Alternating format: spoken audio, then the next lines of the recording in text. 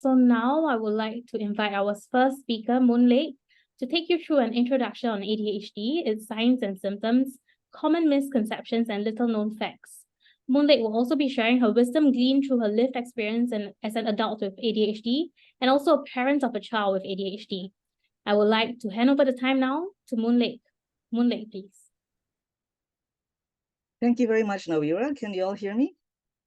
Okay, great. I'm so excited to be doing this event today with the Singapore Psychological Society Youth Wing because, it's just a wonderful opportunity to be able to collaborate with future psychologists. And, for something like ADHD, it really takes a whole village. And, the way Unlocking ADHD works is that we would like to come from an evidence base, clinical experience combined with the lived experience of those who have ADHD, so that we really look at things from a 360-degree perspective. So put on your seatbelt. I'm going to go through fast, but hope that this will be of value to everyone. So first of all, I'll just quickly run through, for those who may not be as familiar with ADHD, there are three main types of presentation. We're most familiar with the hyperactive, impulsive presentation. We normally associate with little boys, who are bouncing off the walls. But there's the other type of presentation that's predominantly inattentive. And over the years, it actually is more associated with women and girls. And because they're not physically hyperactive and impulsive, therefore they tend to get overlooked until much later, when there's some other situation in life that surfaces where all the coping mechanisms break down, and that's when they get diagnosed. And then the third type is a combined of the hyperactive impulsive and the inattentive. If it's not obvious to the audience by now, I'm probably predominantly hyperactive impulsive. So that's why my husband always says I'm like the Energizer Bunny, I sort of never stop going. But another family member of mine is predominantly inattentive. So we're actually quite opposites. But it's just something to bear in mind that, no two people are alike in how it's being presented. Okay. The other thing to know is that the prevalence of ADHD generally is about 5%. We believe it's higher. In America, it's as high as 9 to 11%. But it's not just 5% of the population, which if you look at 5.45 million people, it's about 270,000 plus people. It is actually who else is impacted by individuals of ADHD. And really it's the family members, whether it's the siblings, the parents, later on the spouse, the co-workers. And so therefore the impact of ADHD is not just that official 5%, it actually is bigger than that. Okay, and some important things to know here is that about 60% of children and 80% of adults with ADHD usually have one or more existing other conditions. We call it comorbidity. So actually someone who's pure ADHD is more the exception than the norm. The most common conditions that are coexisting would be on the mental health side, anxiety and depression. And for the learning struggle side is dyslexia, ASD, very common. And myself, the last few years, I realized that the struggles I had with math is actually called dyscalculia. I wish I knew that earlier. Okay, so to give you an idea of how it looks in real life, about 2 students in an average class size of 33 have potentially have ADHD. And the thing is that it doesn't stop when you become an adult. You don't grow out of it. You might find ways to cope better. But there's some research to say that as high as 90% of those who have ADHD still have it as adults, and because it's a neurodevelopmental condition. And so that's why, as Nawira was introducing me, she mentioned that I was diagnosed when I was 50. My uncle in the US was diagnosed in his 80s. So again, you do have it lifelong, but it's a matter of your coping mechanisms. And also it tends to run in families. What is the impact of unmanaged ADHD? What we looked at when we were looking at all the literature and also at our community members and our own lives is that the symptoms of ADHD, which I mentioned and showed earlier, they impair relationships. I'm talking about the parent-child relationship, the power struggles, but also the marriage relationships and office relationships and friendships. So there is some data that says as high as 3 times more divorces for ADHD marriages. So that's why it's so important to be aware about the symptoms and manage that. And not just the relationships, but it also causes underperformance, whether it's in school, in work, or in life. I think many of us may be familiar with the school struggles, but it also affects work. There's data to show that adults with ADHD who haven't been diagnosed or have not been able to manage the symptoms actually have trouble holding on to jobs. So that's something that requires, more support, more research. And in terms of life as well, some people call it adulting, right? But there are issues with that. And it's related to the executive function, which I'll talk about later. But all these work together to effect to have lost potential for ADHDers. And these are some of the other ways that you can see unmanaged, undiagnosed ADHD, whether it's the conflict, the mental health issues, brushes with law, poor health, risky behavior, because people are trying to get that dopamine hit. And emotional dysregulation, we don't hear too much about it, but actually that is one of the very common things that most people with ADHD have, whether it's very high highs, very low lows, but it's something to bear in mind as well. So the other things to bear in mind about ADHD is that it's on a spectrum. Just like we talk about autism spectrum disorder, it's similarly on a spectrum. So there will be people at one end of the spectrum that we call twice exceptional, gifted, whether it's an IQ or sports or artistic skills. And then there are people at the other end. Most people are somewhere in the middle. And I think support is needed no matter which end of the spectrum you are. It's just a different type of support. There are gender differences. As I mentioned earlier, boys, men tend to be the more hyperactive, impulsive. Girls tend to be more inattentive, but there are differences. Like I tend to be hyperactive, impulsive. So in terms of gender as well, because women have hormonal cycles and there are fluctuations, we have discovered that during the time, let's say when you have your monthly period, sometimes the ADHD medication is not as effective and you might need to top up a bit higher during that time. There's also more symptoms when someone is pregnant and also towards menopause for women. So I've noticed personally myself as well that I've been having more symptoms. It could be also because I'm running too many things at the same time, but it's just things to bear in mind. I talked about the genetic connection earlier. Many members of my family have it. And so that's important to know because what may seem normal to us actually may not be so typical, in general society. There is a lifespan issue. And again, there are many things more to uncover, but lack of time, so I'll move on. The key thing to remember about ADHD is the wiring. Dr. Edward Hallowell, who's a very well-known psychiatrist in the US, he's one of the gurus of ADHD and himself an ADHD. He's in his 70s right now. He described the ADHD wiring as a Ferrari engine with bicycle brakes. So basically, again, inherent strengths in the person, in the wiring. But because the brakes are not adequate for that kind of a horsepower, therefore, there are going to be issues with regulation. So if you think about the Formula One, when the car is driving really fast and it's a sharp corner, if the brakes are not strong enough, it's going to go off track and crash. So he said his role was to try to strengthen the brakes so that the person could finish the race and perhaps even win the race because we are capable.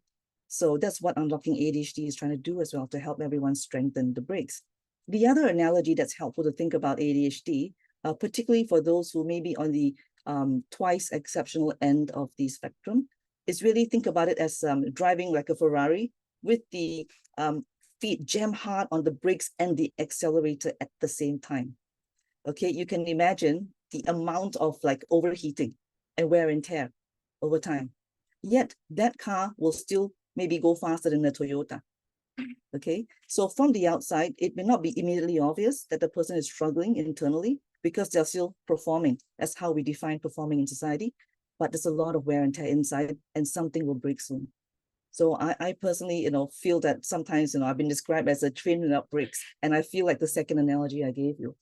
The key thing for everyone to realize, whether it's parents, educators, and ourselves as individuals, is that ADHD is based on the interest-based wiring.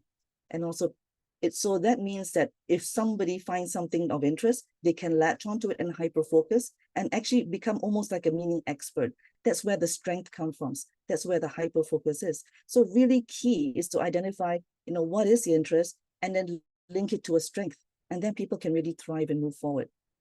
On the other hand, for those who are neurotypical, that means those who don't have ADHD or another special education need, they're more on the priority-based system. So they can still make themselves do things that are not so interesting or even boring just because it needs to be done. It's much harder for a person with ADHD. So again, remember, it's an interest-based system and it's novelty-based and it's urgency-based. That's why there's so many people procrastinating and, and getting things done last minute.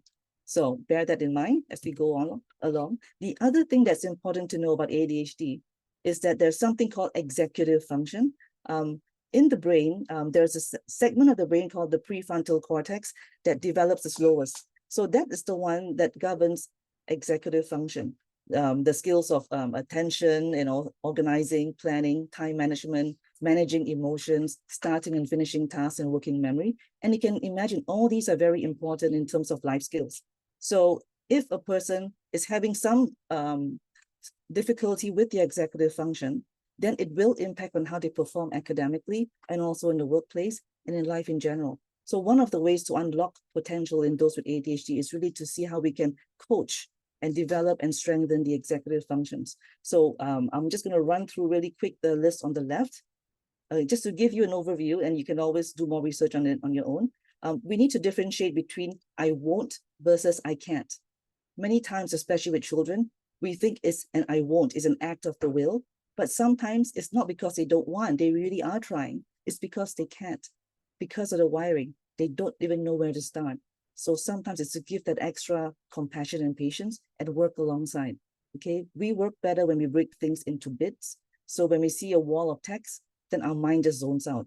So even it's the same thing for projects. If there's some bigger projects, break it up into steps so that we can, check in.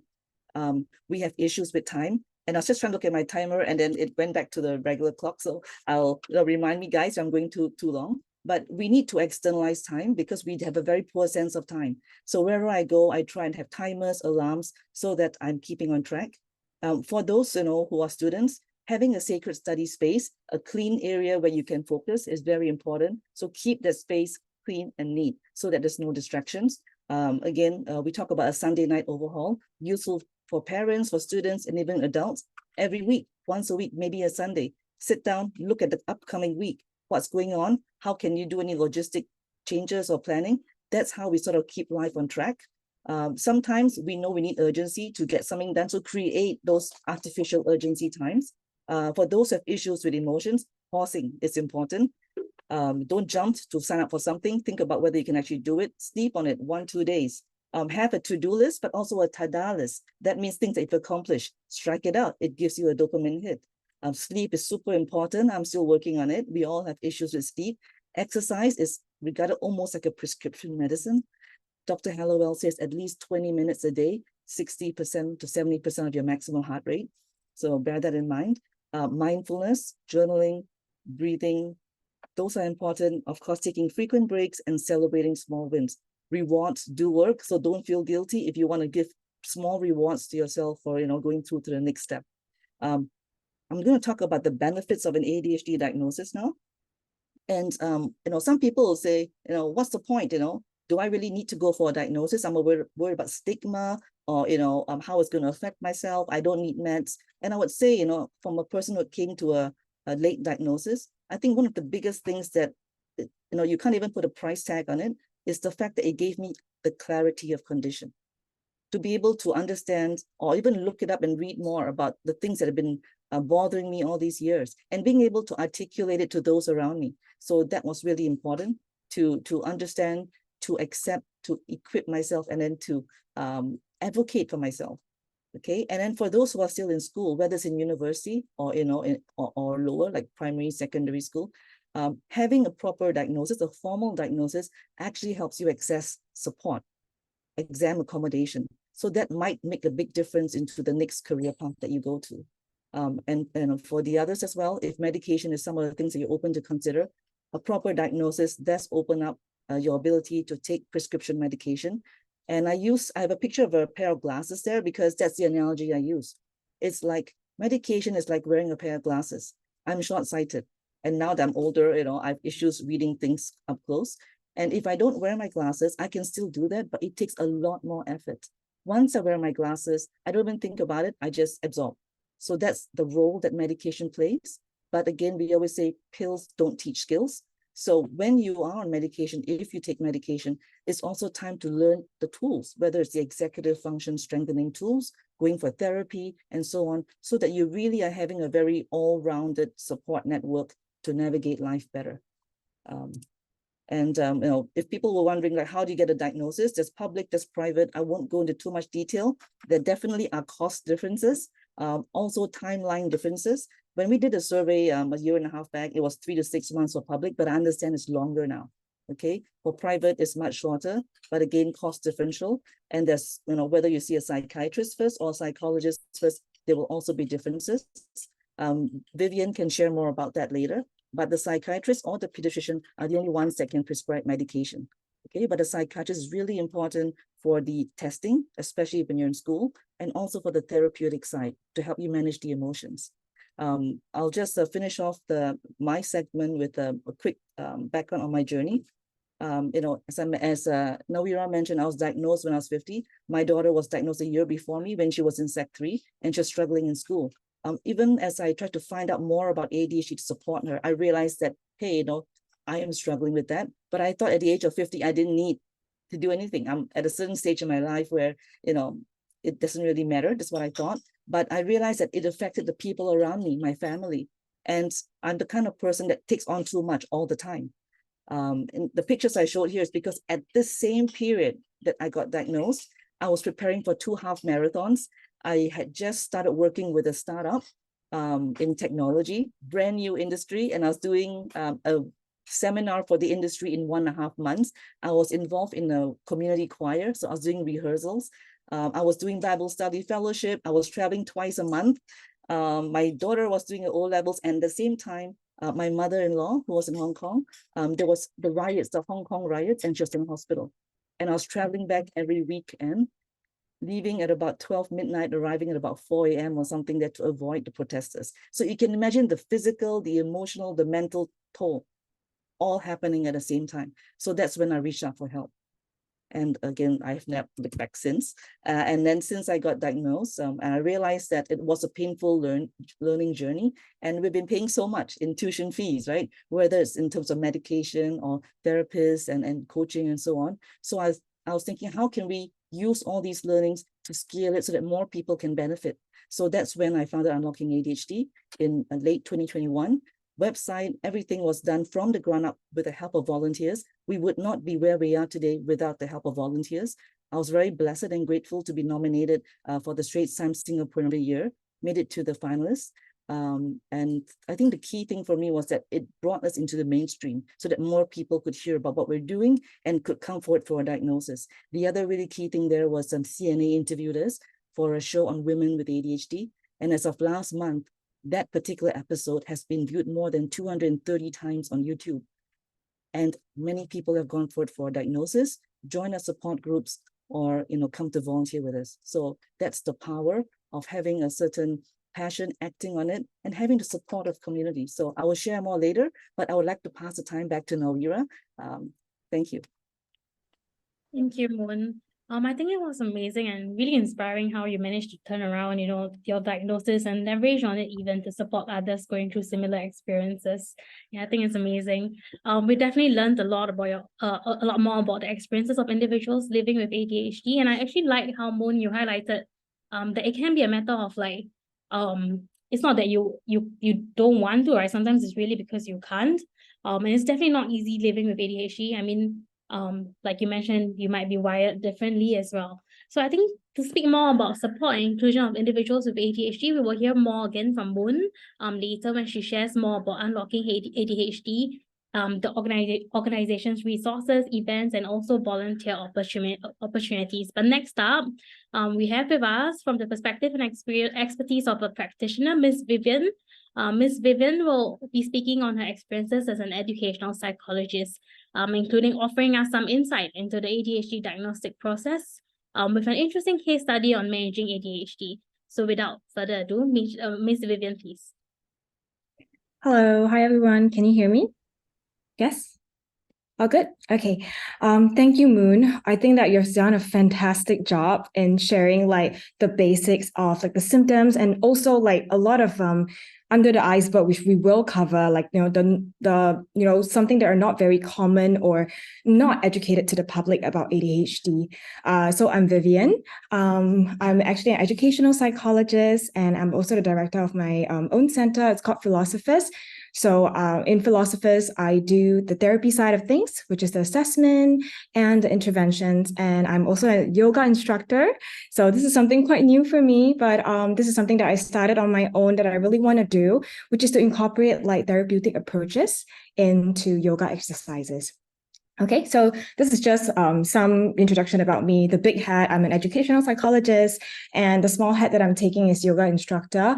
The yoga part is also a way of me to give back to the community as well, to kind of share and reach out to a bigger public and bigger audience to actually teach people ways, to manage their emotions. Okay, and I'm also a member of Unlocking ADHD. So I want to thank Moon and I want to thank SPSYW for this opportunity for me to share. So without further ado, let's go ahead. So at any point in time, if you all feel like you have some questions, and I'm of course, gonna breeze through a little bit faster because of time. So if you have any questions, you can drop it in the Q&A link that was put in the chat. So that Tasneem has put in the chat. Okay, so before I start, I would like to send this link. If you guys can, you can click into it. So you guys can also refer to it as I go through my slides as well, because I don't have the time to go through the criteria or diagnostic criteria one by one. So having this link to refer to, it will be really helpful for you guys. Okay. All right, now let's start. Okay, so for ADHD, for the diagnostic process or assessment process, we're looking at, a few steps to it, okay? But it is important, like what Moon said, right? There is a difference between educational psychologist process and psychiatrist or pediatrician's process in assessing. And a lot of parents, I'm sure in the audience, there are many parents, are wondering what are the differerences, right? So I will not go super in-depth into it, but just a general difference is that for educational psychologists, we do have a more extensive process because we're trying to get multi-sources, multi-settings, and also we're using different assessment tools to kind of gather information for our diagnostic process, okay? For psychiatrists and pediatricians, usually the timing to diagnose is a lot shorter, and the cost is probably also a bit lower on a short term, right? So for, you can see at the bottom, so depending on whether you go public or private, but in general, public or private process, if you go to an educational psychologist, it does take longer because we do need more hours to assess and also to kind of analyze the cases as well. So if you look at the bottom here, okay, the assessment process takes 4 to 8 hours or more.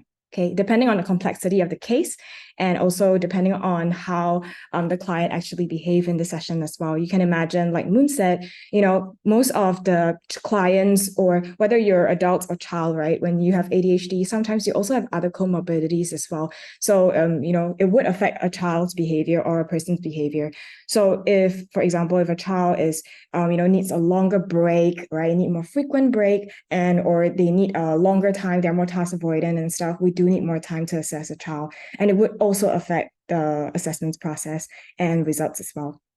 Okay, and then we have the very grueling process as a psychologist, which is the report writing process. The report writing process is not, it can be a nightmare if you don't like writing, especially for myself. I have ADHD. I'm also a clinician who's diagnosed with ADHD. So sitting there to write a report that's 20 pages is very, very hard, okay? But it's very, very rewarding at the end of the process. But yeah, so there is the reporting writing process that could take 4 hours to days and to even weeks, depending on the complexity and the length of the report, right? Yeah, so this is something that most parents might not know. And the biggest difference as well, because when you go to a psychiatrist and pediatricians, usually they are more targeted. But again, if they do notice that there are other conditions like learning conditions or other things that could affect a child's diagnosis, they might actually refer you to an ed psych, because for pediatricians and psychiatrists, they don't have the tools to do educational testings. Yeah, and to be very honest, a lot of times, many conditions look the same, right? They overlap because the areas of the brain that is affected, the prefrontal cortex, right? Like Moon mentioned just now, in many of the conditions in autism, in dyslexia, dyscalculia, and ADHD, they all have executive functioning dysfunction that is affecting the prefrontal cortex, right? So it's important for us to actually rule out. So as an ed psych, our job is not just diagnose, but we rule in and we rule out possible conditions or even things like trauma, right? Okay.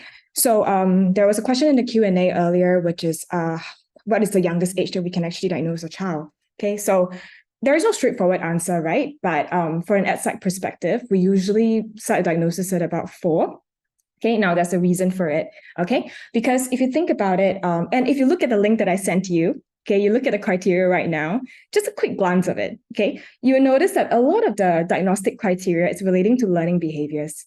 Okay, and it requires on-task, on-seat behaviors, kind of observations. And if a child's in nursery, in kindergarten, well, if you're in local kindergarten, probably by 4 years old, there will be some kind of like on-task behavior. Teachers in the audience, yeah, you can back me up in that, right? So when you're 4 years old and onwards, and they're trying to prepare you for school, there's a little bit more of that sitting, on-task, on-seat behavior, tabletop activities. But when it's nursery, it's usually more play-based, right? So it's harder to observe things like on-task behavior or on-seat behavior. And now we have Montessori approaches that, requires more, it doesn't require you to sit down for a long time. It's a lot more exploratory, play-based, right? So then again, if we haven't taught a child to follow certain classroom behavior, we haven't taught a child how to sit still or how to sit, how to listen, how to, follow classroom instructions, we can't expect a child to be able to do that, right? There's so many confounding factors that could affect a child's behavior. On top of that, if you look at the criteria again, there is following of instructions. Now, when we're talking about following of instructions, many parents or teachers would be like, oh, the child doesn't want to follow instruction, or the child cannot follow instruction. Now, again, is it a can or is it a won't, right? Back to Moon's question again, is it a can or is it a won't, right? So a lot of times, right, if a child doesn't have the language ability before 4 years old, how do you expect a child to follow behaviors? Follow rules or follow instructions, right? So our job as EdPsych is to be able to give concrete evidences, right? Okay, to kind of sort of concretely diagnose, okay? But even so, there are so many factors that could affect a child's behavior. So sometimes, and a lot of times, we don't diagnose super young. We usually put them for review or under monitoring because sometimes as you grow older, there is the executive functioning criteria in DSM-5 as well, which we will probably notice a little bit more when they are in primary school, when they go into the local school system, where suddenly you go from play-based to, okay, you're sitting here for the whole, 12 hours of school. Now that's when you would see more of that, or like handing up the homework, right? Keeping up with the schedule. Do you finish your homework? What is my project? All those keeping up with deadlines. That's when the executive functioning dysfunction would be really apparent. And just a fun fact, many parents or kids, especially the inattentive presentation, they're only they started to come for some kind of consultation, or they're flagged out for assessment from 9 years onwards.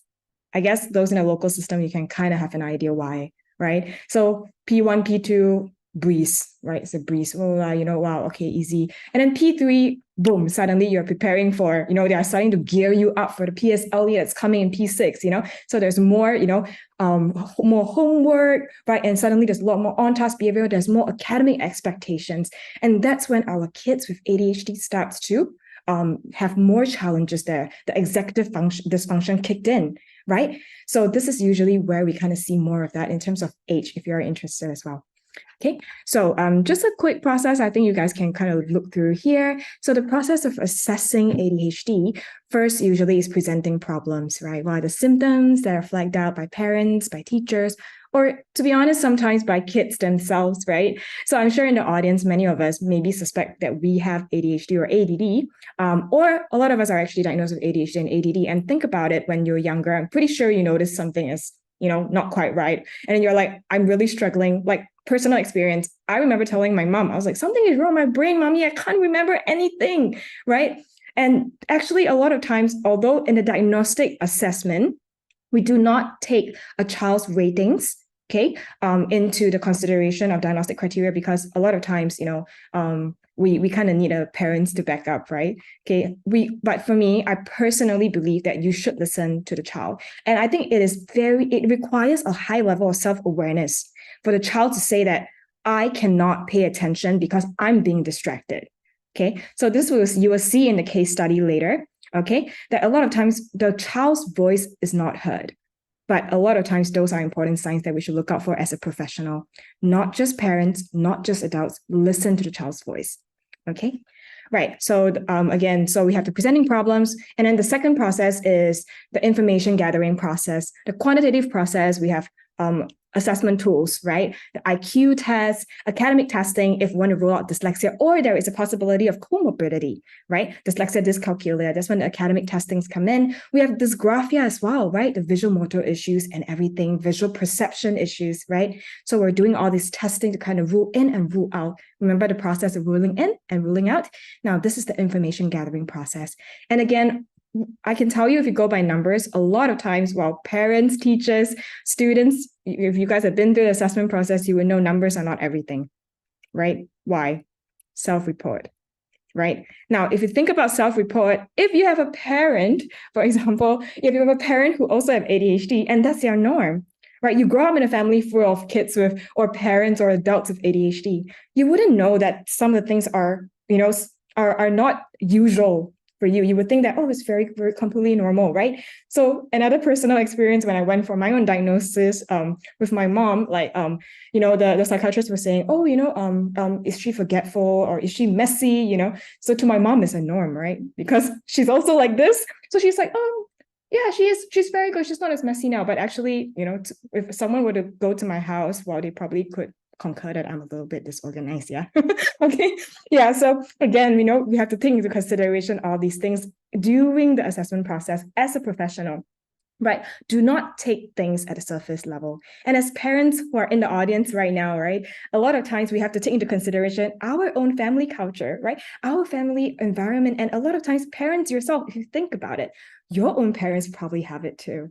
Right. So going through the diagnostic criteria, sometimes there's a few limitations that Moon and I have discussed. And if there is a separate workshop that we could talk about it, that would be awesome. So there are definitely limitations to assessment process. And that's why the qualitative information part is super important. And as a professional, you need to ask the right questions. Do not take things at a surface level. Right. So for example, if you ask the parents and the parent said, oh, no, she's not distractible at all, actually. Like, she can focus very well, and especially kids who are very compliant, okay? Well, we'll talk about masking later, right? Parents will say, oh, no problem at all. Teachers have never mentioned anything like that. She can really focus very well. Yeah, but somehow, she just kept telling me that she cannot focus in school or she's being distracted. Or some parents might think that, oh, I would just get her an assessment just to shut her up or shut him up, just to show them that there's nothing wrong, right? But then a lot of times the results would surprise the parents as well. Right. So all these qualitative information, we need to ask the right questions, prompt them with questions, right? Okay. So assessment observation as well. Okay. So these are important things to kind of take note. And of course, the hardest part is coming up with a diagnosis, the case conceptualization, taking in all the information that you have, how to put them together, how to rule in, how to rule out, how to attribute this. Is this actually maybe related to social skills? Could it be autism actually, right? Or could it be anxiety? Could it be trauma? Like in a Q&A, one of the questions asking about trauma, right? Trauma and anxiety looks a lot like ADHD. Short answer, how to differentiate? ADHD is a neurodevelopmental condition. Okay, whatever that the child is struggling in terms of attention, in terms of hyperactivity, it starts from a young age and it's throughout, right? So this is also when family with like traumatic background can be very tricky for us. If let's say a child grows up in a traumatic environment with, domestic abuse and stuff from a young age, from birth, that's also very difficult for us to kind of differentiate. So in these cases, if we do think that there are too many confounding factors that are affecting a child's, functioning or behaviors, we try not to put on a diagnosis immediately, and we try to put them on review, or we kind of send them for further assessments with other professionals. Teamwork is super important. Okay, you're not the only stakeholder in this child's life, right? An assessment, a diagnosis, a label, what is the purpose of it, right? We want to get help, right? Whether you have a diagnosis or not, intervention is important, right? Okay, the most important thing is intervention because that is where you learn skills, right? Just like what Moon said. Okay, so diagnosis or not, we have to be very clear as parents in the audience as well, or even adults as in the audience, like the purpose of, if it's for clarity, sure, right? We can go ahead. And for adults as well, I would recommend a faster process would just go to a psychiatrist, right? Okay, yeah, so again, the purpose of diagnosis, think about that before you even, think about sending your child for assessment or getting diagnosis yourself. But diagnosis or not, intervention is super important. Okay, so now we go to a case study. Okay, so well, I know the chat function is not on, but I want you all to keep in mind while looking at this. I'm not going to go through one by one because of the time, but just take a quick look here. And now my question is, listen carefully. What are the signs of ADHD? Not symptoms, signs. Okay, I'll give you 5 seconds. Just take a quick look. And I want you to keep those signs in mind. Which are the ones that stood out immediately to you that, oh, it's definitely ADHD? Or, oh, wait, I don't think there's ADHD. Okay? Okay, ready? Now, so if you see here, there's academic challenges right here, right? Reported. There's social problems reported here. Okay? And there's, of course, the very classic DSM-5 symptomatic criteria, right? The diagnostic criteria, forgetfulness, well, executive functioning skills right here, difficulty planning, self-esteem and motivation, okay? Organizing space and belongings, again, this is executive functioning. Emotional dysregulation, so like Moon mentioned, if you were listening just now, if you were there for her presentation, okay, emotional dysregulation is also one of the symptoms or signs, right? It is not in the diagnostic criteria if you look at the DSM-5 link that I sent to you, but these are all signs. Again, as a professional, we don't look for symptoms only. You have to read between the lines. You have to look out for other signs that are related to ADHD, okay? Because it is a spectrum. One person with ADHD can look very different from the other based on coping resources, based on self-awareness, right? And based on comorbidities, all right? So the answer here is all of them are signs of ADHD, right? So we need to look beyond the iceberg. Now we call it the ADHD iceberg because what people see is on the surface, right? ADHD is beyond not being able to focus or extremely hyper, energizer bunny, or very impulsive, cannot control your impulses. It goes way deeper. If you think about executive dysfunction, the prefrontal cortex here, it doesn't just govern the planning and organizing, the time management. It's also self-control. And if you think about it, if you struggle with self-control, what are the other areas that you would struggle with as well, right? And a lot of times there are comorbidities, right? Okay, especially undiagnosed or even diagnosed, right? I've seen teens, like many teens that I'm seeing right now, they come to me with multiple comorbidities, right? And it's very real, right? And research has also shown that a lot of undiagnosed and even diagnosed people with, neurodevelopmental conditions, they're also more prone to suicidal ideation and other things, right? So these are things that we need to pay attention. These are signs that we need to pay attention to. When a parent comes to you and say, "Oh no, she doesn't have problem focusing and everything, but she just has she's very bad at managing her emotions. She's always having tantrums and she's so messy. She cannot keep up with friendships." Not that she cannot, she can, but she just cannot keep up with friendships, right? All these are signs, okay? And these are red flags, okay? So back to Alice, okay? Now, Alice is 9 years old. Keep that in mind, okay? And this is a real case, okay? So these are the findings from the information that we have gathered here, right? Quantitative information, which is from the IQ test. So parents actually thought, so she's not doing very well in school, right? So parents were worried that it could be an intellectual issue right there. But she turned out to have high average IQ. Now, here's another misconception. I've had parents or friends or people who are teachers who have asked me, like, or people who are not very familiar with neurodevelopmental condition, they all think that if someone has a neurodevelopmental condition, that means that their IQ is not great, right? That is not true, okay? And again, I want to emphasize this many times. IQ is not everything. IQ does not predict academic success, okay? Because academic success or doing well in school is affected by many other factors, learning motivation for one, okay? And like what Moon said, they're twice exceptional. Kids who are gifted, extremely intelligent, but a lot of them are not picked out by the gifted education in Singapore because they're actually testing more on academic achievements, which is very different. It could be correlated, but it's not a predictor, okay? So keep this in mind, all right? Especially for parents and teachers as well, okay?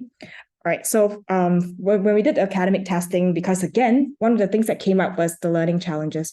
And there was she did not show any signs of dyslexia, dysgraphia, dyscalculia, okay? But when we did the continuous performance task, which is actually one of the computer's attention tests, it shows strong signs of inattention and impulsivity. And this is a kid who's sociable, compliant, very, very, very compliant. She can sit there for 8 hours and look at you in your face, but she's not actually processing what's going on. Okay. And that's why if you see here, if you look at the teacher's feedback right here, no indication of ADHD reported at all. But parents, strong indication. Can you see? Now, this is when the qualitative information is super important, because to diagnose, we need multi-sources, multi-settings, right? Now, in this case, we don't have multi-sources information that's concurring.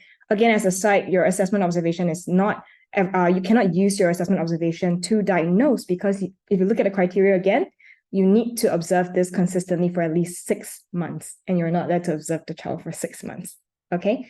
So your observation is to use to back up on what you see, but you cannot diagnose with your observations, right? Okay, so if you see here, we don't have multi-setting information. Does it mean that we cannot diagnose? No, because why? We need qualitative information, right? Which is super important. Now, this is when we have to actually gather interview information from the parents about, remember, it's developmental condition. When do you start noticing these behaviors? And a lot of times for girls, like in this case, Alice is a girl, right? And like what Moon said as well, the boys tend to have more hyperactivity and impulsivity. But actually in Alice's case, when she was younger, she was extremely hyperactive, extremely impulsive, climbing everywhere, running around, getting into a lot of problems like, dangerous behaviors, risky behaviors, right? Okay, like jumping from a high ground and stuff like that. All these are signs, right? So that is a very key point for our diagnosis here, because parents reported history, very strong history, okay, of inattention, hyperactivity, and impulsivity. But again, if you look at here, teachers, very compliant, no difficulties following instructions, no difficulties following rules, and no difficulties sitting. Okay, now then the child's voice is super important. Okay, so this is what Alice said to me. Oh, I always drift out. And keep in mind, she's only 9 years old. Okay, and all these, can you imagine the level of self-awareness that she has right here? Okay, I drift off, I daydream involuntarily. I can't help it. I miss out on instructions. Teacher will be talking, I'll be looking at her, and I'll be like, and actually, I was not listening, right? Nothing goes into my mind. I was thinking about, oh, what should I do for my play date later? What should I do when I go home? Easily distracted, constant fidgeting, and aware. She's so aware of her challenges that she thinks that she's stupid. Okay, this is her exact word. She said, I think I'm stupid. I think I'm dumb. And I think I'm stupid because all my friends can do this and I can't. Okay, now this is where the self-esteem would kick in. You can imagine why anxiety, depression, they are very, very high comorbidities in people with ADHD or neurodivergence in general. Can imagine the level of, especially in kids who are extremely self-aware, right? High social abilities, comparing themselves to people around them. And we're not talking about the trauma piece from home as well. Parents questioning, why can't you do this? Parental expectations, intergenerational trauma. We haven't actually included all of these things, right? So now my observation is quite clear as well. So now the question is, why did the teacher not observe any emotional or attentional challenges in school? And why did Alice have more emotional outbursts and challenges at home? And as parents, I'm sure you have encountered these questions or these kind of symptoms in your kids. And you might be wondering, what am I doing wrong at home, right? So here's the answer, okay? It's not that you're doing anything wrong. There is something called masking, right? So like I mentioned, what Alice mentioned, I looked at the teacher and I smile and I look like I'm listening, right? I have a kid who mentioned to me, I thought it was really funny. So she has developed the ability to repeat phrases, okay, to pretend that she's listening while she's daydreaming. That's a superpower, isn't it? Right? So she'll be listening, she'll be like, oh yeah, this, yeah, yeah. But actually she is not processing. Okay, now this is called masking. Okay, now masking is very, very apparent in kids who are, highly self-aware, right? Or even the environment would, all of us have done masking at one point, not just neurodivergence, right? I'm very sure we have pretended to listen. We were not interested, right? So masking is in everybody, but you will see masking even more in neurodivergence because there is a need to fit in, especially in the Asian context and Singapore context. We all can agree. We know we don't want to stand out. We just want to fit in, okay? Especially in Singapore. Culture is another thing to take into consideration. If you see a kid from an international school, very different from a kid from a local school, okay? And kids with inattention presentation in a local school, they're super hard to pick out because our school system has prepared us so well in complying, right? So many inattentive kids, they are only diagnosed when they're in teenagehood or even adults, or undiagnosed for the rest of their life, okay? Yeah, so I'll just leave you to kind of read on your own here. Yeah, and the other thing that, to answer parents' question, or to answer the question of why do I see more at home and not in school? Like in school, my child's an angel. I get this so much. Parents would say, in school, my child's an angel, but when she comes home, oh my gosh, oh my gosh, she's just, so hard to handle, right? Now, this is what we call the after-school restraint collapse. Students, you can relate to this. Parents or adults, we can relate to the after-work restraint collapse, right? At school, at work, yes, I'm the perfect student, perfect worker. And when I come home, I'm just like, boom, I have no more capacity to deal with you anymore, right? So you can imagine kids who try to mask and suppress themselves so hard in school, okay? And then they come home, they're like, oh, after like so many hours of school, I'm done. I just want to be myself. It's my safe space, okay? And we're always the harshest to our family members, right? People we're closest to. That's when you see all of these. And when you come home, well, we don't just talk about a child, right? Parents themselves got after work restraint collapse, come home, and then the moment the child goes, no, then the parents go boom, right? And it's a symphony or explosion, basically. And you can imagine how we feed into each other, right? And then for that, that's how, you see more outbursts at home. Parents unable to regulate themselves. Kids cannot regulate themselves. And it's not parents' fault, right? Because parents are dealing with a lot, right? You have work, right? You have kids. You're a mother or a father, right? And then you're a worker, okay? At the same time, you are a mother, you are a child to your own parents. There are so many roles and hats that we're wearing as, even as a parent, sometimes we need to have more empathy for the parents as well, right? So with all of this, you will see a very common presentation of these things. And while you are dealing with someone with ADHD or a neurodivergent, think about all these things: masking, after-school restraint collapse, into your case conceptualization, or as parents, think about all these things as well, right? Okay. Okay, so that's the assessment bit. Now we go to the intervention bit, okay? So these are some of the common interventions or treatments for ADHD: medication, environmental support, right? But if you think about it, we're now moving towards a neuroaffirming approach, okay? We're talking about everyone has strengths and weaknesses. We all look different on the outside. We also look different on the inside and the brain, okay? And if you think about it, they're all cognitive strengths and weaknesses that we have, okay? We're not focusing on fixing the child, okay? Now, because a lot of times parents will, how are you going to fix my child? How are you going to fix my child, right? Now, think about it as a person yourself, okay? You cannot work on your own. It's an environmental thing. It's a teamwork thing. To support a child, it takes a village. Everyone says that, right? And if you have worked with a child before, you will understand why. Okay, a child is still a child. Even if you're a teen, even if you're an adult, right? Okay, for example, a very simple thing. You're an adult with ADHD. And I tell you, fix yourself. Does it work?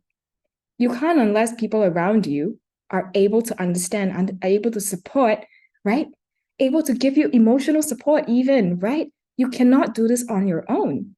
So to me, intervention needs to be individualized and it needs to be teamwork. And I tell this to all my clients a lot of times as, if you're working with a kid right now, as a teacher, as a therapist, as a student who's supporting a child right now as a part of your part-time work, we feel the need as professional to do something to change the child's life, right? You feel responsible for the child, but remember this: you are only 1 hour or 2 hours of a child's life. Okay, for teachers, maybe a little bit more, 3-4 hours, but you're not the only stakeholder in a child's life, right? Okay, it takes a village to actually support a child. So we're talking about how do we educate people around? How do we make the environment more affirming, more accessible, right? More supportive for a kid. Because if you think about it, it's a brain-based kind of condition that we're dealing with, right? Right? You're talking about their brain areas that are making it difficult for them. It's a can't. There's definitely a component of won't, right? Definitely, right? We can be a little behavioral in some ways, okay, right? But behavioral problems, like what people say, behavioral problems, is a cry for help. And this I can tell you from my years of experience. If a child's needs are met, no one will be making noise. They will not be making big fuss for it if their needs are met, even adults. Oh, we talk about Karens a lot, right? Karens' needs and their needs are met. Why would someone be a Karen? They definitely have some kind of, okay, of course, of course, we have other things to consider about when I talk about Karens. It's just a joke, okay? But anyway, yes. So, if you think about it, if a child's needs are met, there's less likely that they would actually make a big fuss or actually have any kinds of behavioral problems. Behavioral problems are red flags, are signs that they're asking for help. Because if you think about it, even adults, we don't know how to communicate our needs. Okay, so it's important for us to actually note all these things. Okay, but in general, classroom support, I would say understand as teachers, understand their needs. Okay, so if a child has ADHD, they probably need frequent breaks. Interest-based strategies, right? Well, in a classroom setting, it could be really hard because we are not doing it in a one-to-one session. Interest-based, right? Visual schedule that's incorporated with their interests, right? Visual schedule is very good. Structure, super important, right? To manage their expectation, especially kids who cannot, sustain attention in the task, right? Okay, or they have trouble sitting still for a long time. Frequent breaks is very important. Sensory needs, okay? So these are important stuff. Empowering stakeholders. And for kids, teaching them to be aware, okay, from a cognitive strengths and weakness perspective. This is something that your brain makes easy. This is something that your brain makes hard. And if your brain makes easy for you to do all these things, how do we strengthen it? If your brain makes it hard for you to pay attention, for you to take, to sit for a long time, what are some ways that we can deal with it? Self-awareness, empowerment, okay? All right, so, right, we're right on time. So I should probably briefed through quite a bit and you probably have a lot of questions in mind. But for now, I would just leave you here and you can think about, again, post your questions in the link that was posted there if you have any. Okay, I'll pass my time back to Sai. Thank you so much. Yeah. All right. Thank you, Vivian. I mean, I know I definitely learned a lot. It was really insightful. I discovered more about ADHD, especially the signs and symptoms to take note of, also the interventions and strategies that might be effective. What I really appreciated was how it's important to be sensitive to trauma, also ensuring like an accessible and supportive environment. And you also highlighted the cultural nuances in our local Asian context. So I found that really helpful.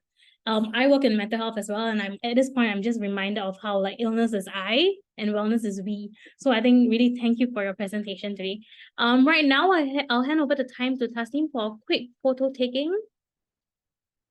Yep, so I think everyone can try to on your videos.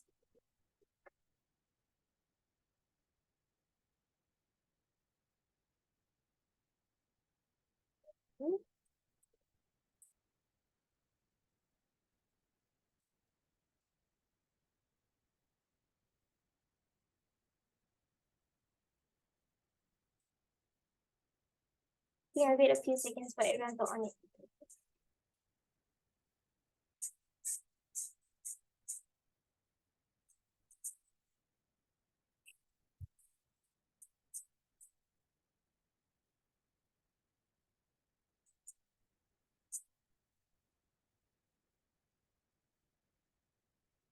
Can the slides also be unshared so that we can see everyone? Okay.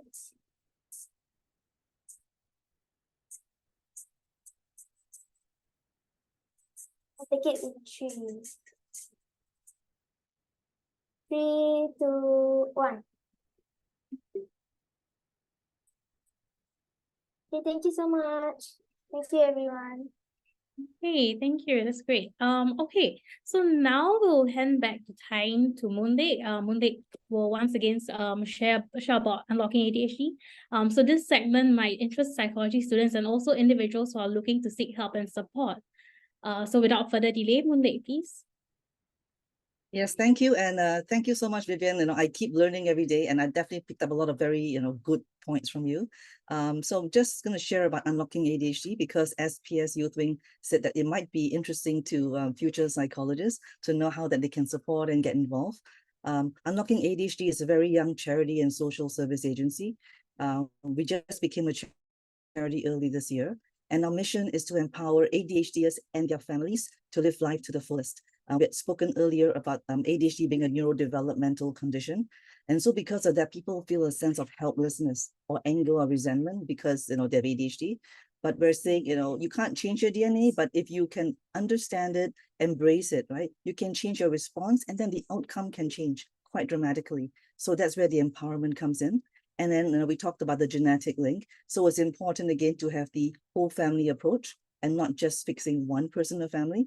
So I like to use the analogy of the airplane safety video, where the oxygen mask comes down, you put it on the adult first before the child.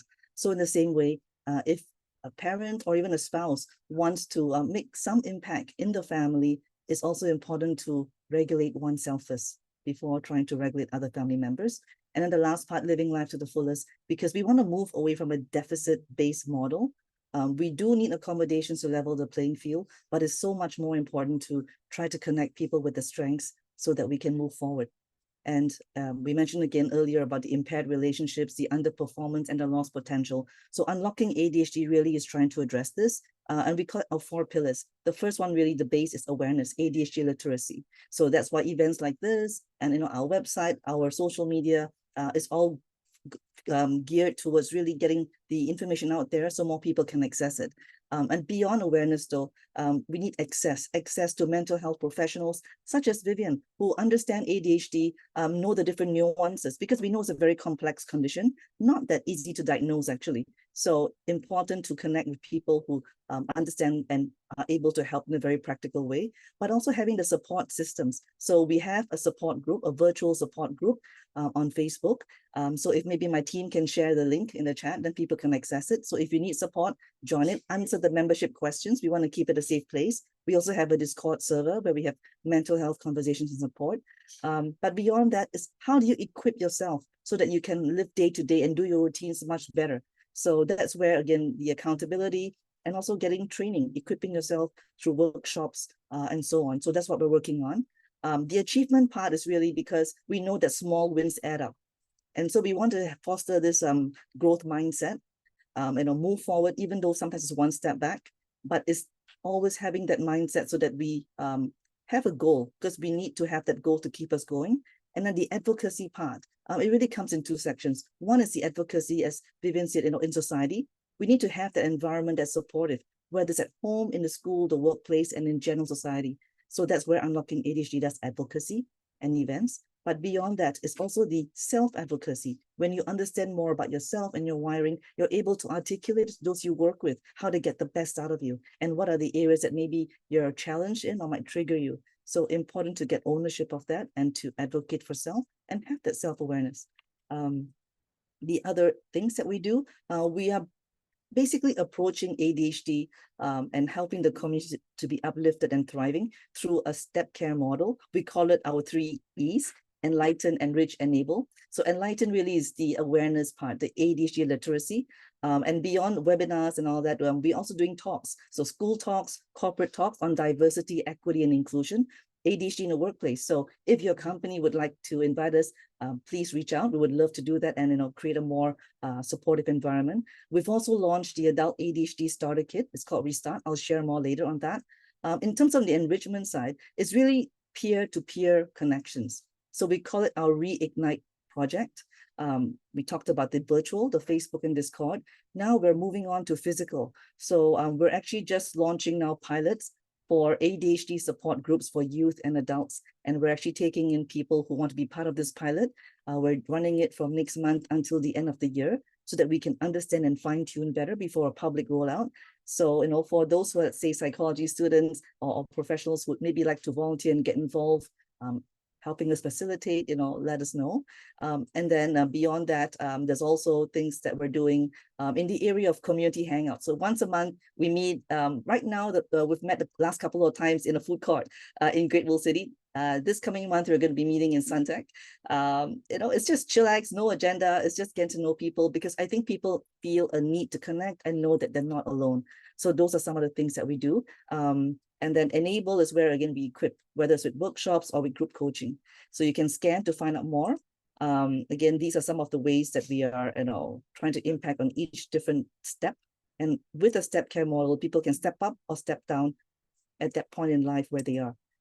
This is Restart, the ADHD starter kit. You can actually scan the QR code and download it. It's free. And inside, there's actually a self-assessment. We use a WHO standard and the work group for adult ADHD. I think youth can also use it. And if you do that self-assessment that is in the starter kit and you find you're scoring very high on the symptoms, print it out. Take it to see a psychiatrist or a psychologist at your diagnosis assessment, and then discuss it with them. The starter kit actually has been run through the psychologists and psychiatrists and cleared. So that's why we say evidence-based. We want to make sure that information that we're sharing is accurate.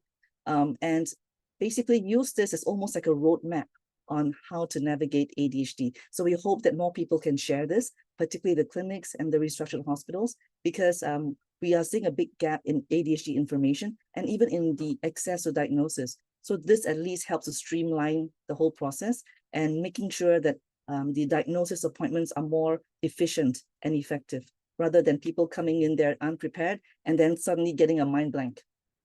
Because in the public system, that means it will start all over again in the waiting line. Okay, and coming up next week, actually, for those of you who would love to join us, we're having an in-person event called Reconnect. It's part of our Fireside Chat series. And this time we're focusing on overcoming communication barriers. So you can scan the QR code there to sign up. It's free. Our events are free, but we do encourage donations to help us keep going. And this month's Reconnect actually features a very special group of people. It's a family that has ADHD in the family. So if you're interested to know how the family manages on a day-to-day basis, please join us. Jesse is one of our volunteer leaders. He's a pastor right now, but he used to be a computer wizard. And Jesse has ADHD, diagnosed late 50s. He has 4 kids, 3 of whom have ADHD. And Amy, one of his daughters who's in university, will be sharing as well on her perspective. And then Janice is Jesse's wife, and she shares about, as a non-ADHDer, how do you manage in a household full of ADHD folks? Andrea, who's our moderator, is our programs manager, also an ADHDer and a parent of a child. So really come hear the real conversations and the real hacks, on how we try to manage life. It's at the Singapore Pools building, Middle Road. There's a picture there of our hangout events and also our brainstorming for our support groups. Singapore Pools have been really kind to us. They've actually given us rent-free office, so we're in Holland Drive, so that we can do a little bit more. And we're always looking for people to support us. All the previous webinars that we've done, we've actually put them on our YouTube channel. So please, Alyssa, if you could share the link for YouTube, you can find information there that's more substantive and almost every area, whether it's on parenting, on exams, on medication, on executive function, gaming, and we also have them in different languages, Malay, Tamil, and Mandarin. We also just released our annual report, our first report book for the year. So if you're interested to find out more about Unlocking ADHD, please download it. And we're always sharing stories. So we're part of the Tote Board fundraising campaign right now. So if you'd like to support us, every donation dollar is matched. So it's 2 times the impact. So the QR codes are there too. I think that's basically what I have to share. There is a link for volunteering, if my team could also share it in the chat. So just to give you a bit of a heads up though, our team is really small right now. So we might take a little bit of time to get back to you, but we definitely appreciate it, and we'll see how we can work together and use the skills to serve the community better. I will pass it back again to Nawira. Thank you. Thank you, Moon. It's great that we have such an organization like Unlocking ADHD. I think it really helps people and their families feel less alone. We have about a few minutes left for our exciting segment right now. It's going to be our Q&A segment. So I'll invite both our speakers back, Vivian and Moon. What we'll be focusing on today, I think because we have a diverse crowd today. We have parents, students, psych students and also like individuals with ADHD as well. So I think I'll try to cover a bit of like some questions from different areas, including from parents' perspective, individuals' perspective, and also for psych students. Okay, I think to start off, there's this question on like, how we can encourage reluctant parents of suspected ADHD children to send their children for further assessment. I think it's not easy getting people to seek help. So like any of you can address this. Yeah. I guess I'm a parent, so maybe I start off first and then, Vivian, you add in. So the question is about how to get people to step forward, right? To have the child having a diagnosis. I think sometimes there's a lot of fear, and that's what prevents people from coming forward. It's either fear of stigma, fear of not being able to handle the results. So to counteract fear actually is to give information. Okay, and that's why we're so keen on doing ADHD literacy, but information on how having that clarity can actually benefit. So people tend to act from self-interest, like how can they benefit or how can the child benefit? So, as we mentioned earlier when I was sharing, having that clarity, not only you're able to seek help and find people to support you, but also on a practical level, accommodations during exams so that the child can, perform better. In terms of understanding the learning styles, so that again, we can have intervention if needed at an earlier age, so that the future actually, there are more options available. So I would say couch it from very much of a benefit, an informational perspective. And also we try to stay away from labels because we don't know how people instinctively react to the word ADHD because everyone has a different understanding of it. So I would rather approach it from a very factual basis, like, what are some of the issues that are the child or the person is struggling with, and talk it from there. So that's the approach that I would give. Over to Vivian, maybe. I think you summed up really well, actually. I think it's understanding where the reluctance is coming from. And I mean, like a lot of times is like I mentioned, we need to have empathy for parents as well, right? I mean, they themselves are probably afraid to know about themselves. And a lot of times diagnosis for now, many parents still think it's a reflection of their failure as a parent, parenting failure. So it's important to educate parents that neurodevelopmental condition is separate from, anything that is like parenting that will cause it. Until today, I still get like questions like, oh, is it because like parenting, that's why the child is like that, So I think the community as a whole, the society as a whole, we are still learning in Singapore, especially, there is still a big gap, in terms of public education. So I think what UA is doing is fantastic. Is reaching out to the public and, to kind of address the taboo, right? A lot of times, like neurodevelopmental conditions are still seen as a mental health condition or a stigma. Okay, still a big stigma. So I think public education is super important. Yeah, and understanding where the parents are coming from and giving them time. Like I've had many parents who, for example, I do therapy and interventions myself. A lot of times they come without a diagnosis, and then obviously I would note some signs of whether it's autism or ADHD or dyslexia, right? Or both, right? And to get the parents to kind of be aware because the child really needs support. Okay. Yeah. So giving them time and giving them information like what Moon said, I think those are great ways. Yeah, I have one more thing to add, right? I had a conversation with my daughter recently, about a year or two ago, and she said one of the things she regretted was actually not getting diagnosed earlier. Because when she was 10, we did suspect that, it's something that needs further investigation. But, just the thought of going through the whole thing about the several hours of testing and, like the huge questionnaire and then, like all that fear because we didn't know anything much, it just seemed too big an issue. And it's like, never mind, let's try and do other things first, right? But she told me later on, right, if she was diagnosed earlier, we would have spared some of the trauma, right? Some of the emotions, some of all those issues, because there is some data that says that, children with ADHD hear negative comments, about 20,000 negative comments more than neurotypical kids by the time they're 10. Think about what kind of damage it does to a person, when they get older, right? So if we could at least address this earlier on, we might be able to arrest the progression into other issues like the mental health side. So that's one of the big reasons to have an earlier intervention. Yeah. Yeah, so I think on the topic of diagnosis, there's also this question, I think it's from a caregiver.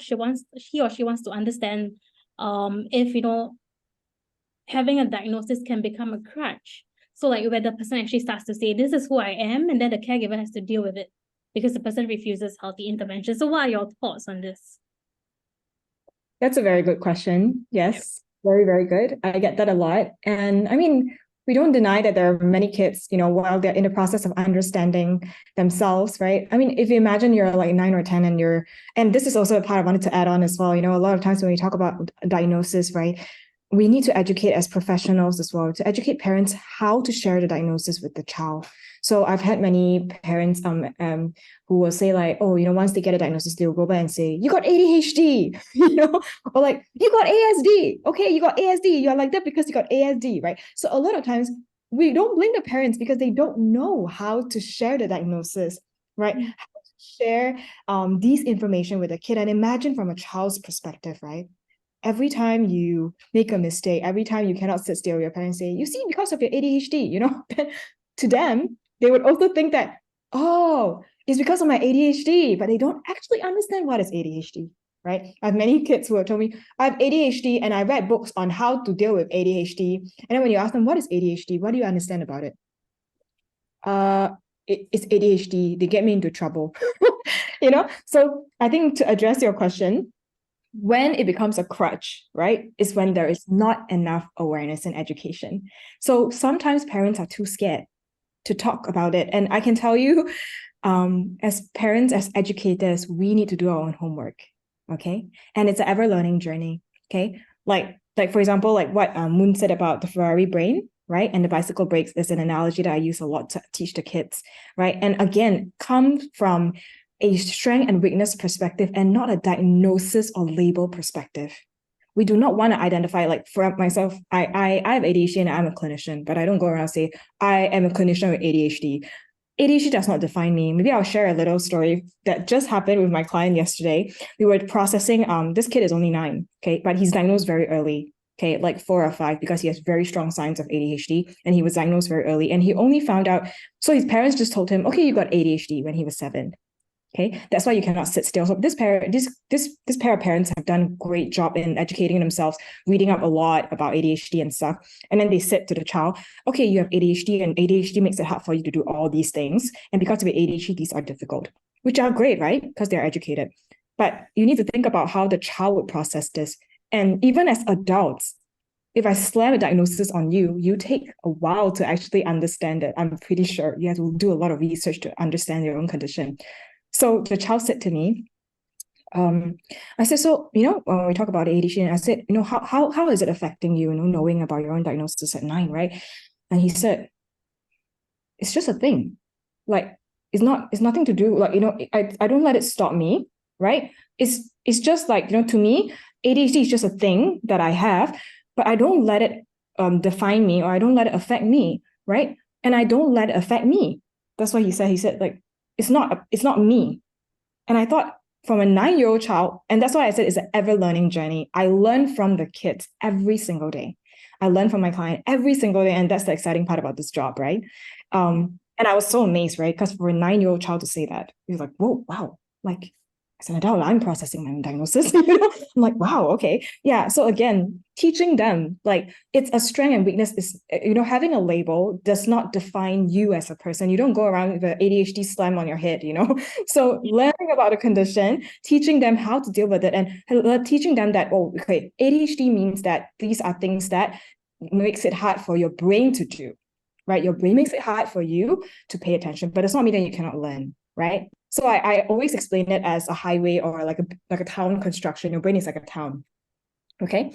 You have areas that are well developed, okay? Like big cities and towns, right? They're like MBS, okay? So those are your strengths, right? And then you have this other area that's still building, okay? There are towns that are still building, and these are our weaknesses. Does not mean that your town will not develop. It's just how much effort you're going to put into developing these towns, and you might have to put in more resources, more materials to build these towns, because it might be an area that has more obstacles to make a big building, right?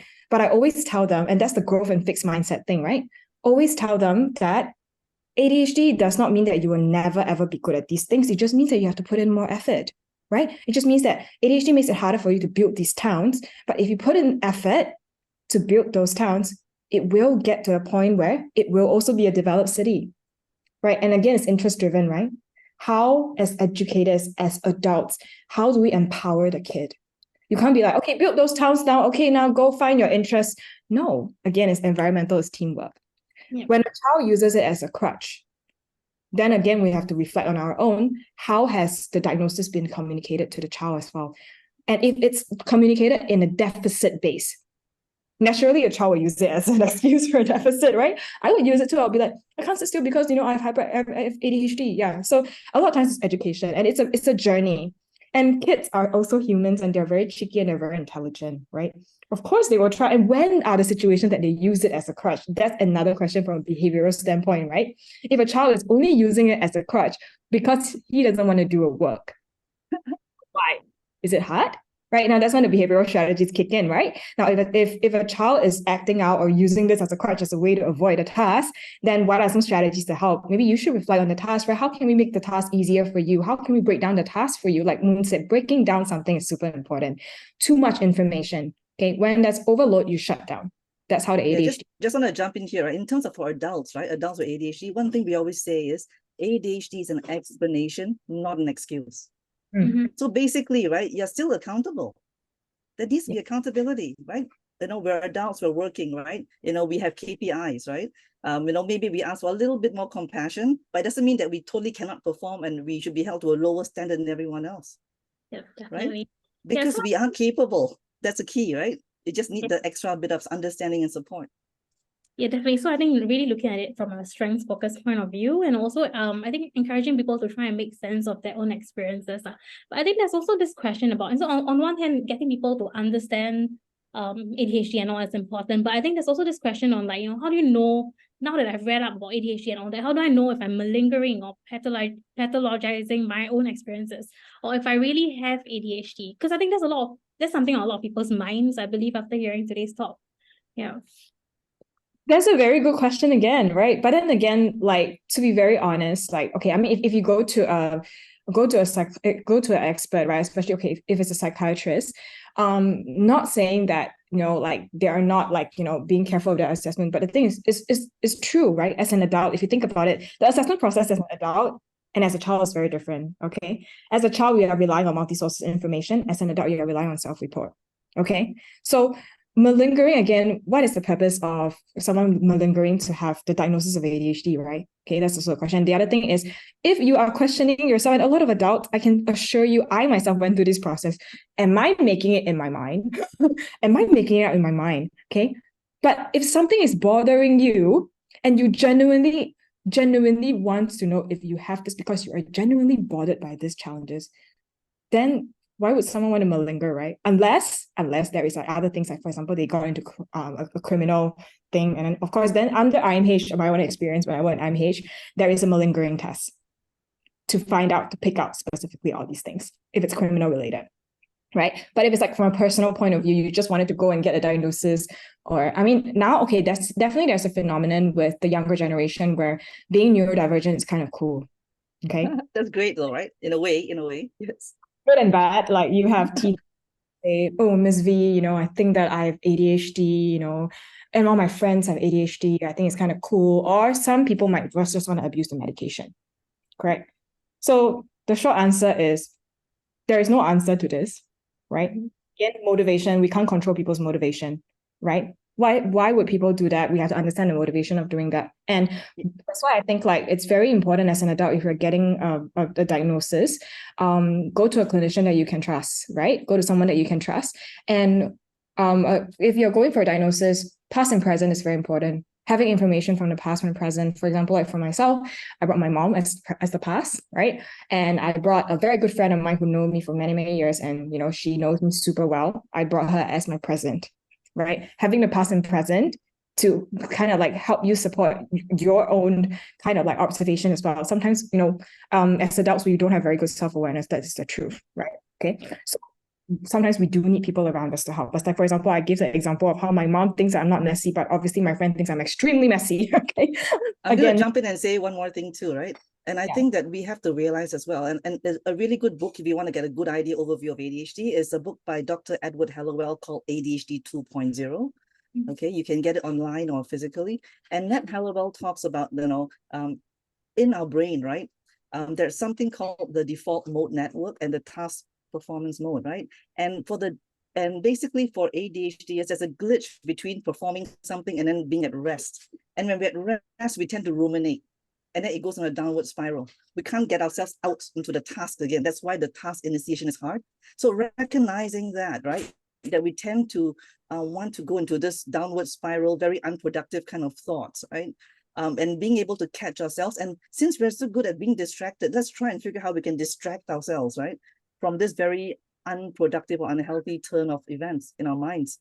So that's why things like, going for a walk, calling a friend, right? Even going to the fridge to get water, right? This stuff are the small little breaks, to break that train of thought. Yeah. So back to Noira again.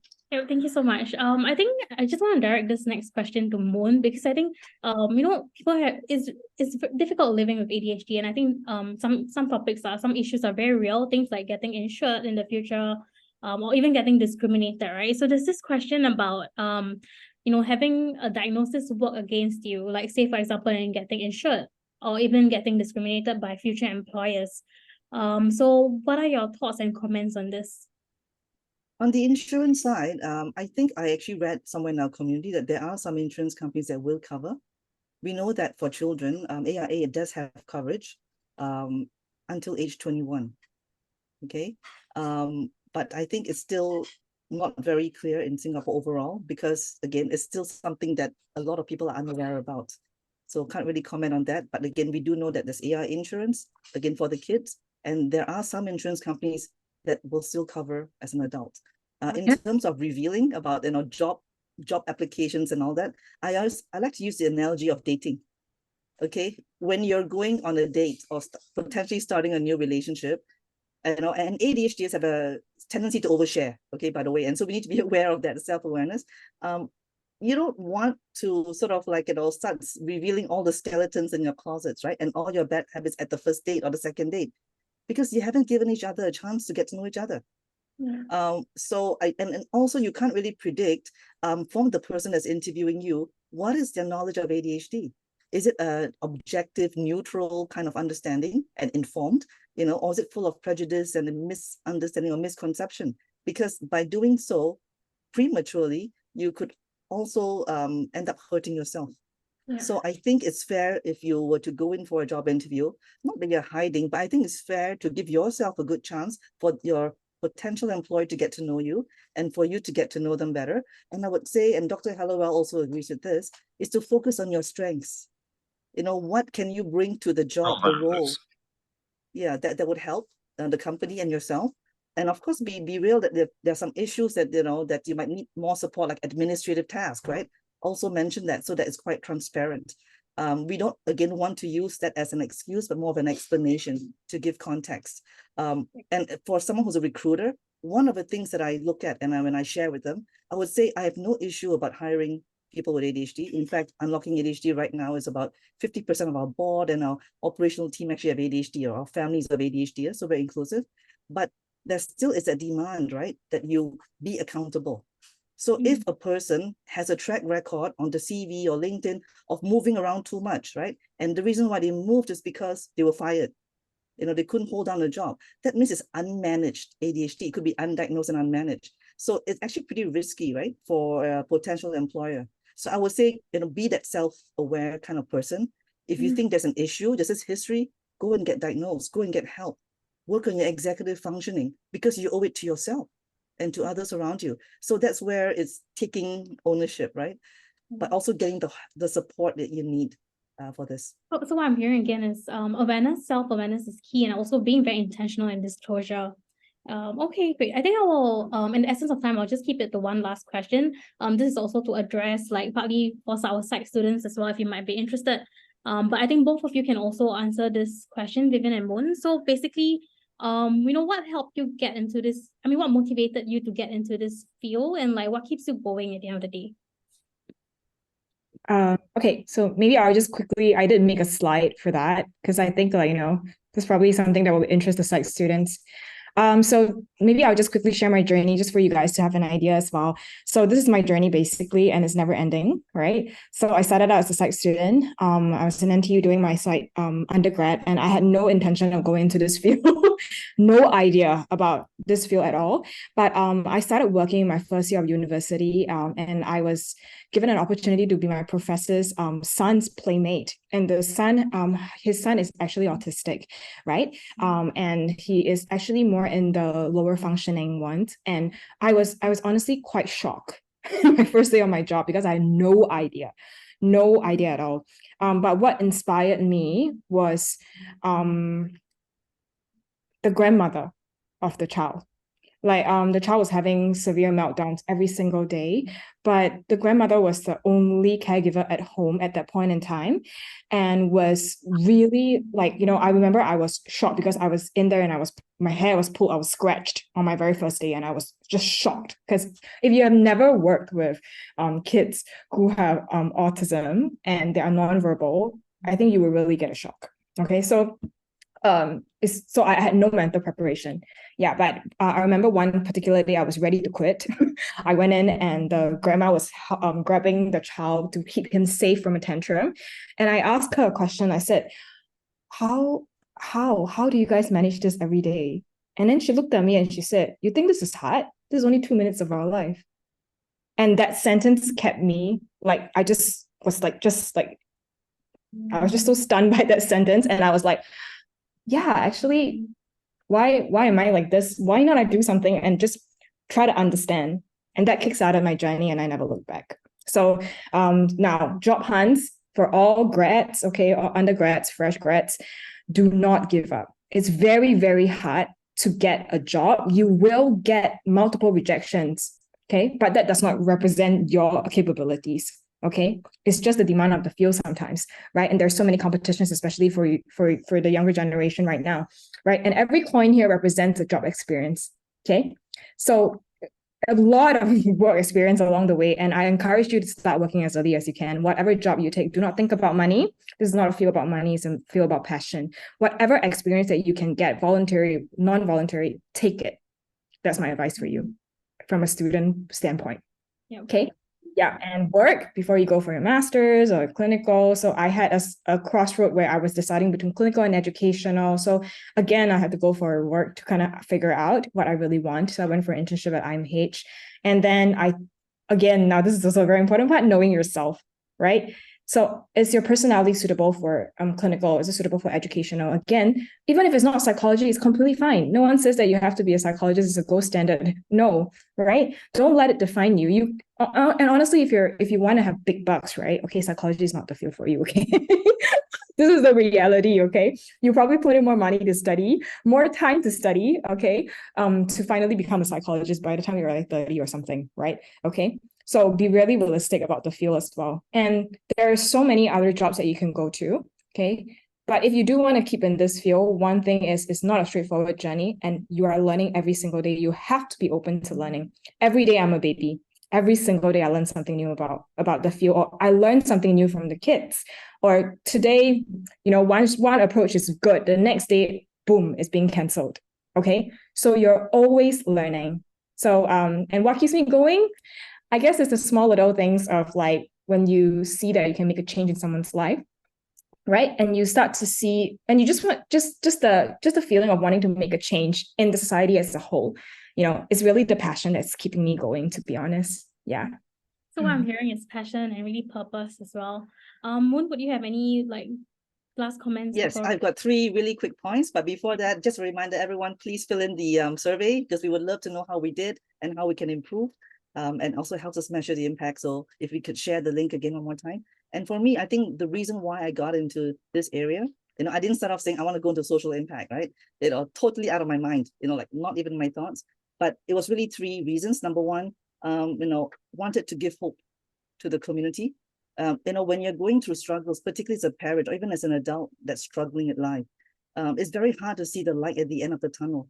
And I wanted to share that, with the right support, it is possible. Okay, so that's first thing, to give hope. Secondly, I wanted to bridge the gap in information and resources about ADHD in Singapore. There really wasn't much before we started. And we had to depend on information from other countries, which is not exactly applicable sometimes in terms of culture or context. So, and we didn't have enough faces, local faces, particularly of youth and of adults with ADHD, having all the variety of experiences. So that's why the second part is, the gap in information and resources. And the last one is really to equalize access to management of ADHD.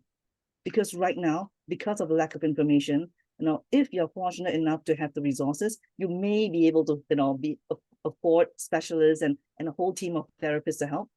But what if you don't? How can you access all this information that can be scaled? And that's what Unlocking ADHD is trying to do. Scale the information, scale the support, grow up peer support so that we can help each other and be sustainable in it. Because I think Vivian mentioned earlier, you're only seeing the psychiatrist or the psychologist 1 hour, right, at your appointments. What happens to the time outside that? That's even more important, right? I call it the execution gap. And who can fill it? It's peers, your family. So that's why, we need those buddies to be our accountability buddies. And please support what we do. Join us, help donate to our campaign so that we can keep things going. I'm not paid. I'm working 12, 15-hour days. I need to do more self-care on that. But my team is working. I need to make sure that they can continue to do the good work that they do. So please support us. Again, back to you, Nawira. Thank you so much, Moon. So if you guys want to find out more about Unlocking ADHD, you can also check out the resources and some of the links that they posted in our chat. But before you go, please help us do a quick post-event survey. So there are 2 links. First is the post-event survey and also a feedback form on today's event. I think it will help us greatly in planning our future events. So kindly take some time to do this. And with that, I would like to thank you for joining us today at our event with Unlocking ADHD. We hope you've learned more about ADHD and perhaps you could play your part in the sector or even seek support for yourself or someone you know. I would like to once again take this opportunity to thank our amazing speakers for sharing their experiences and expertise, Moonlake and Vivian, and also the SPSYW Wing team for organizing this insightful event this Saturday morning. My name is Nawira and we look forward to seeing you at our next SPSYW Wing event. Have a good weekend. Thank you. Thank you. Thank you, everyone. Bye. Thank you.